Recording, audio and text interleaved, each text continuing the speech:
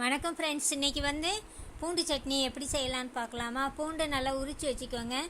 மிக்சியில் முதல்ல மிளகா வத்தலை போட்டு சில்லி ஃப்ளேக்ஸ் மாதிரி ஃபஸ்ட்டு ஓட்டிக்கோங்க. அதுக்கப்புறம் இந்த பூண்டு, புளி, உப்பு போட்டு நல்லா மிக்சியை ஓட விடுங்க. நல்லா கொஞ்சம் மஞ்சதும் இந்த நல்லெண்ணெய் இருக்குல்ல, நல்லெண்ணெயை விட்டு நல்லா அரைங்க. நல்லெண்ணெயை விட்டு ஊற்றி அரைக்கும்போது நல்லா மசிஞ்சு வந்துடும். மசிஞ்சு வந்ததும் அதை ஒரு கிண்ணத்தில் எடுத்து வச்சுட்டு அதே நல்லெண்ணெயில் கடுகு தாளித்து கொட்டினீங்கன்னா சுவையான பூண்டு சட்னி ரெடி. இதை தோசைக்கும் வச்சுக்கலாம், இட்லிக்கு வச்சுக்கலாம், சப்பாத்தி கூட தொட்டு சாப்பிடலாம். ரொம்ப சூப்பராக இருக்கும்.